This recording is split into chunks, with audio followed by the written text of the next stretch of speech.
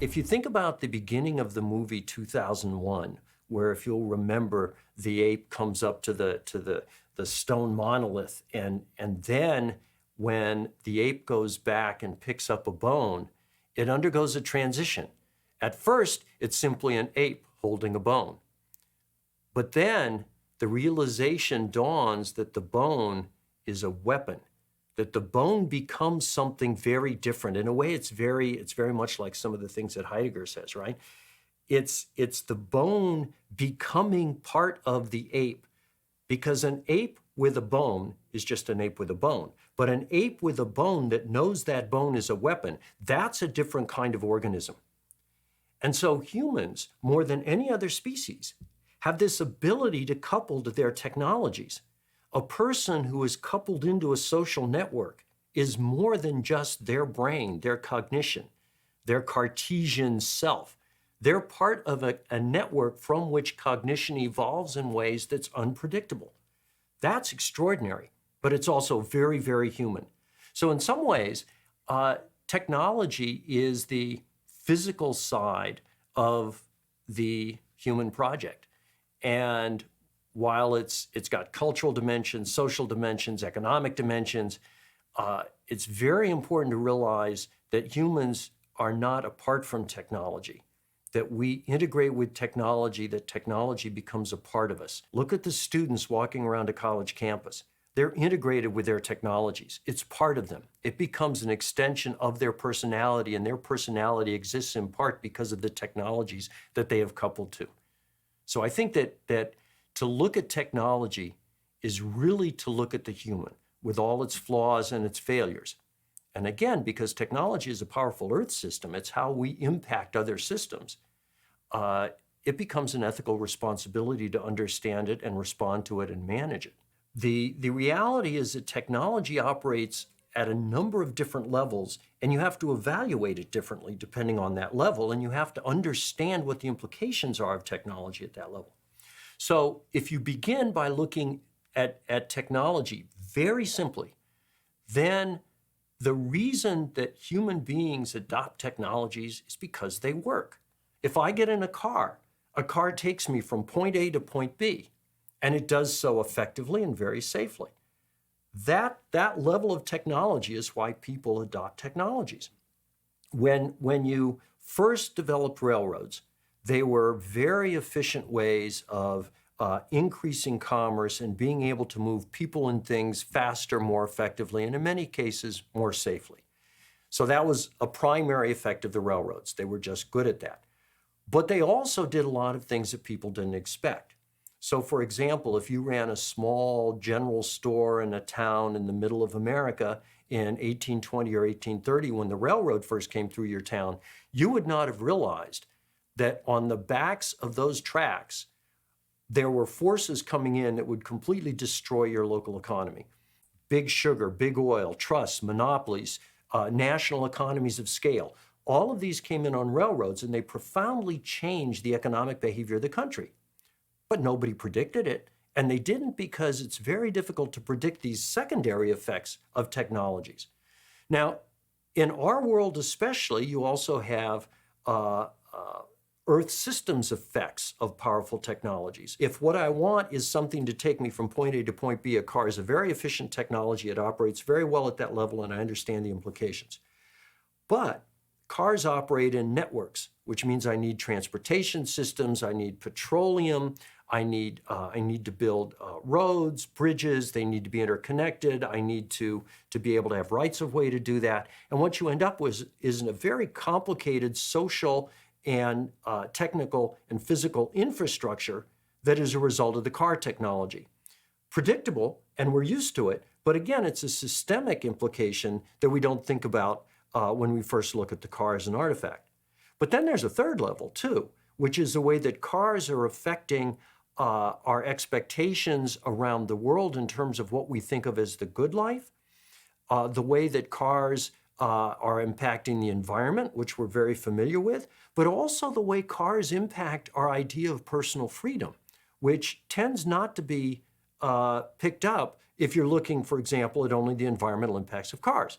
So I know I have environmentalist friends who look at cars and talk about how terrible cars are. But what they don't understand is what those cars mean to people. When I was in the Army during Vietnam, there were a lot of kids that were going through basic training with me that had pinups. And half of these pinups were what you would expect out of young males doing basic training in the Army. But the other half were of cars.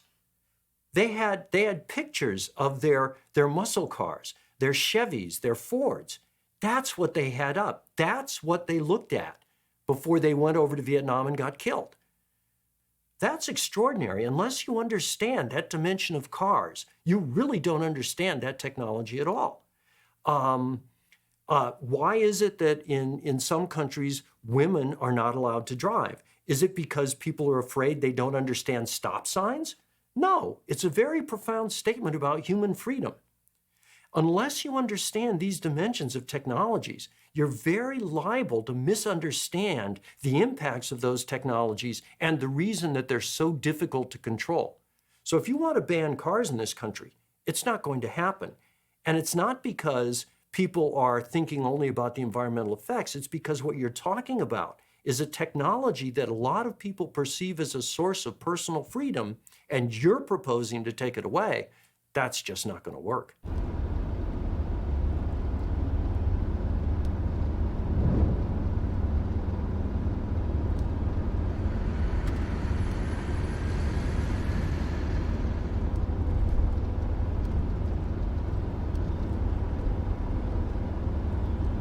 The idea of the Anthropocene is that we now live in an era where systems are dominated by human impacts. It doesn't mean that we plan it. It doesn't mean that we've tried to build a world that looks like this, but it means that right now, that's where we are as a result of our activities. We're a very successful species in terms of our ability to procreate and to dominate Earth systems and manage them to our benefit. Anywhere you look, whether it's the carbon cycle, the nitrogen cycle, the phosphorus cycle, the hydrologic cycle, the dynamics of the atmosphere, economics, culture, what you see is a world that is increasingly dominated by human decisions, human activities, human technologies, and all of these need to be considered as global systems. So to think of this Earth as something that we're simply going to draw back from so we don't impact it, I think is a dangerous naivete. We have to, if we're going to be ethical, understand that we are now operating at a scale where that's no longer possible, if it ever was. And that what we have to do is learn how to manage the Earth in ways that are ethical and responsible. Now, that doesn't mean you have to give up, for example, natural areas like the Everglades or the national parks in Africa or Asia. What it does mean is that where they exist because we've planned for them, we legally protect them, and they're part of the design that we've created for that area so that we have responsibility for it. If our environmental issues arise from the fact that we now have 7 billion people on this planet, each one of which wants a better life, each one of which wants their children to live better, then environmental issues are not trivial. And they're not just environmental. This is where the idea of sustainability comes in, because if you only try to optimize the environmental, then politically it's going to fail, because most people value the environment, but it may not be their primary value. To an environmental activist, for example, global climate change is the most important issue, and it's worth sacrificing many things to try to manage global climate change. But to an average person, they're also interested in jobs, they're interested in a comfortable life, they're interested in a number of other things in addition to the environment. And that's the person that we need to be able to work with to achieve stable policies. So a lot of my evolution began with the idea of taking environment more seriously than a lot of environmentalists did. From there, it's another step to realize that what they're missing is the fact that the world is now dominated by the human species. So if you look at, for example, climate change, it's one thing to look at it and say, well, what we need to do is cut back. But it's another thing to look at it and say, what it represents is a perturbation of the carbon cycle. And that perturbation is not going to go away, because if you try to fix the carbon cycle by, for example, using biofuels, you're liable to break the nitrogen cycle and the phosphorus cycle. And there's going to be economic impacts, and people are going to fight back culturally because they have different values. And so you immediately become involved in all of these systems that operate at regional and global scales. And that complexity is unavoidable. Both the Kyoto Protocol and that negotiating process and geoengineering proposals tend to look at climate change as a problem to be solved, rather than a condition that we need to learn to mitigate, to adapt to manage as part of the human condition in the Anthropocene. The difference is very profound, because if something is a problem, then I can solve it. I may be able to solve it through a technology, I may be able to solve it through a particular policy, but I can solve it.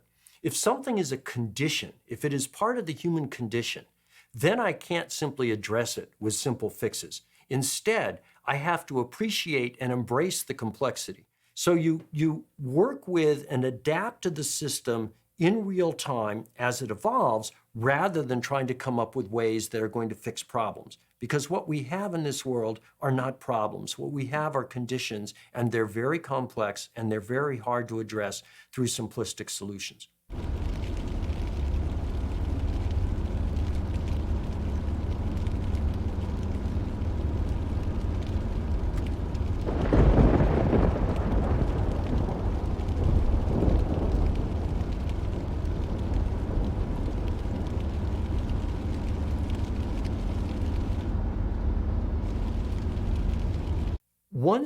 Once you get into human systems, though, you get into an entirely new level of complexity.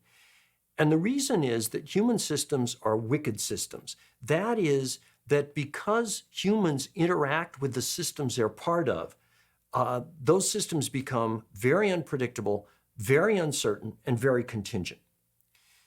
If the rate of change is relatively slow, that's not a problem, because humans are temporal beings. We will simply live through that period with assumptions that may be contingent, but they're not changing fast enough to bother us. What's happening now, though, is that the technologies are changing fast enough, and they're affecting the human more than they have. And because of that, the rate of change is driving our assumptions to change much more rapidly. And that means we're much more uncomfortable. If you look around the world, you see an upsurge of fundamentalism. You see it in religions, you see it in politics, you see it in environmentalism. And I think there's at least one core cause that cuts across all of these, and that is that the rate of change has accelerated to the point where many people are feeling a loss of control and fear for the future. You can see, of course, the problem that this raises, because what it means is, just at the time when we need to be able to embrace complexity and deal with it, we're falling back onto simplistic ideologies because they give us a sense of psychological relief and protection. So it's a very difficult trend. How it will play out, I think we'll just have to wait and see. What we can say is that we need to be able to be much more flexible in our ethics without losing the need to be highly ethical in our behavior. This is doable, but it's not a way of thinking that most people tend to have explored deeply. Similarly, we can look at some of the policy implications that come up.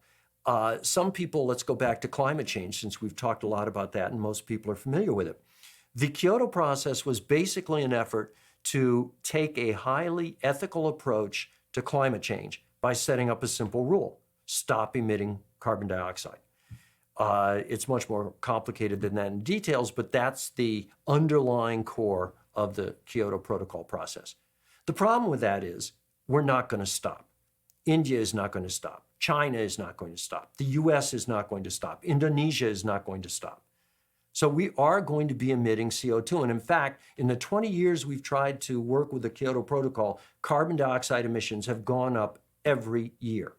And part of the reason is not just a policy failure, but an ethical failure. And the ethical failure is that we deliberately oversimplified the system and tried to respond to it in that way. And in doing so, we assured the failure of our policy. So I would argue that the ethics of climate change are in fact far more complex than most people involved in climate change actually realize or are willing to admit, because it requires that we develop something that works in the real world and that is able to contemplate the complexity of the systems involved.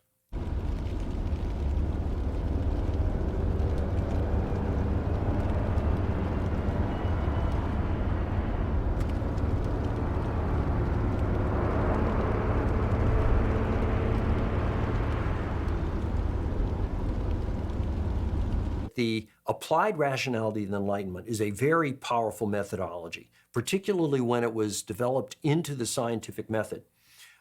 It became a very powerful way of understanding and manipulating reality. You built jet airplanes, you built very complex infrastructures, you built all kinds of things, which is not to say that technology is just something that the West has done, but it is to say that the scientific method gives you extraordinary power in that area. But the second thing that the Enlightenment did, which was very important, was it allowed for the development of ideologies, of patterns of thought, of worldviews that challenge the Enlightenment from its own precepts. So if you look at the most powerful challenges to the Enlightenment up until perhaps the collapse of the Cold War confrontation between the East and the West, the most powerful challenges all came from the Enlightenment. Freudian psychology was an extraordinary challenge to the way we thought about ourselves. We thought of ourselves as rational creatures, and to have Freud throw up the irrationality of the human was extraordinarily challenging. Darwin remains a challenge to many, many people. Classic Enlightenment thought. Marx, the strongest challenge to capitalism did not come from the societies that were being overrun by European and American imperialism. It came from Marx, who was very much an Enlightenment product. So that the Enlightenment was able to throw up challenges to itself, which enabled it to grow. It's in some ways it oversimplifies it, but it's in some ways it's the Hegelian process, right? You have a synthesis, and then from the synthesis you develop an antithesis, a new thesis, and then the antithesis develops and you get a new synthesis. So you get that dialectic behavior. That's very much an Enlightenment process. And because in general, those cultures that embrace the Enlightenment never developed very strong and powerful social and cultural controls, you had the ability to have that continuing ferment. It's not, again, not to say that it's only in the West, but it is a very powerful component of the Western experience. The Enlightenment has led to some very powerful disciplines to think about human cognition: psychology, at the level of the community, sociology, other approaches, studying the brain, the neurobiology of the brain. But now we're getting into a situation where cognition is arising out of integrated human technology systems rather than simply arising from the human brain. That's a very, very complex phenomenon, and we don't know how to think about it. And indeed, even from a theoretical perspective, whether an individual human being can understand cognition that necessarily requires the complexity of an integrated human technology network to evolve is an open question. What is the psychology of augmented cognition when it involves human and technological components? That's not a question we're prepared to answer. And arguably, it's not a question that applied rationality allows you to answer. There's another very difficult characteristic of complex adaptive systems, and that is that any worldview that is simple enough to be coherent necessarily only gives you a partial perspective on a complex adaptive system. What that means is that the best I can do with applied rationality and a complex system is understand it partially. If you really want to understand a complex system, that means you've got to find ways of looking at different, perhaps mutually exclusive perspectives and integrating them. That's something that some systems do pretty well. For example, pluralistic democracies tend to do that. But it's not something that the applied rationality of the Enlightenment lends itself to. Dan and I actually had a hard problem with that because we're both very fond of Enlightenment values. We're both ourselves creatures of the Enlightenment, and things like human freedom, human dignity are very, very appealing to us. But the question is, how do you protect those values in a world that is dramatically changing when the tools of the Enlightenment may not be adequate?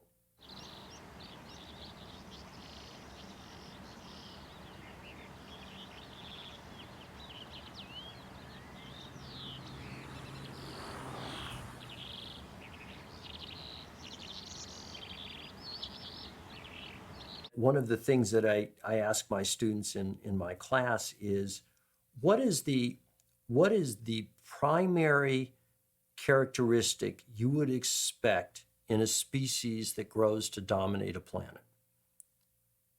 And it's, of course, conflict, aggression. The reason that humans have grown to dominate their planet is that they are aggressive against each other. They are aggressive against the environment. They continually strive to improve their control over systems, and thus they generate conflict. And if you look at culture, culture tends to evolve where there's conflict.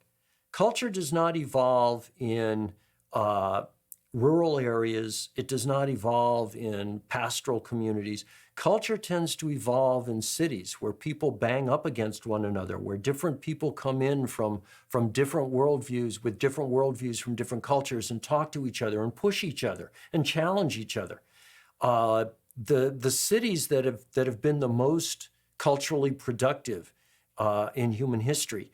Look at Athens during the period of Socrates and Plato and Aristotle. It was in virtual civil war. Look at Florence of the Enlightenment. It was hardly a peaceful city. Look at Elizabethan London. Gentlemen had to carry their swords not because they were interested in looking cute, but because they had to use them to protect themselves. Look at Confucius, to pick another culture. Confucius arose not during a period when one of the great Chinese dynasties had established peace across most of China. Confucius arose during the spring and autumn period, which was a period of conflict. And there are arguments by many people that conflict is a source of human creativity, a source of cultural creativity. But there's the challenge, right? The challenge is that conflict is also extraordinarily destructive. So how do you generate conflict that is productive, that is useful? We haven't looked at that a lot because a lot of people who oppose destructive conflict tend to oppose conflict in general. People want peace. This is entirely desirable, and indeed, I think everyone wishes that we lived in a peaceful world. But if conflict, in fact, is a source of human creativity, then we need to understand how to manage conflict so that it is productive. The challenge, I think, particularly for us moderns, is to learn how to respect our ignorance, to be humble in the light of systems that are beyond our understanding, but that we have to grapple with and try to manage as best we can. A lot of the challenges that we create for ourselves come from the fact that we think we know more than we do, and we think we know enough to tell other people what they should do without listening to them. And I think that if we're humble and respect our ignorance, we take a large step towards being able to encourage the evolution of ideas, solutions that we may never have been able to think of on our own. A very trivial example. When my students in my class ask me to give them opinions about various things, I almost never do, because my opinions, I have my opinions, I have strong ones in some cases, but they're my opinions. And my opinions are only the opinion of one person in a world that is full of different ideas, different ways of thinking, and that is changing much more rapidly than I can comprehend. There's a lot going on, and we have to be humble if we're going to be able to see it and to appreciate it. But we also can't think that what's going on is going to, in fact, manage the problem, because we don't know that either. The world is open-ended. It's an evolving system, and a truly evolving system does not have a teleology, an end goal in mind. We talk about sustainability as being a desirable end goal, but that's not where this system is going. The system doesn't care what we think. The system goes and it changes. And if you're going to truly understand that, you have to start by being very humble in the face of all that complexity and, to be honest, all that beauty. But the beauty of the historical moment is that our children are going to see things that no generation of humans has ever seen or probably has ever imagined. The things that they see, the world that they face, is going to be dangerous beyond our ability to predict it, but it's also going to be beautiful, not in the sense of daisies and bunnies, but in the sense of a truly awesome world. And I think that's an enormous gift. It may be very unpleasant, but it's an enormous gift. It's going to be a very, very challenging but beautiful world, not in the trivial sense of beautiful, but in the sense of truly something that we can't imagine.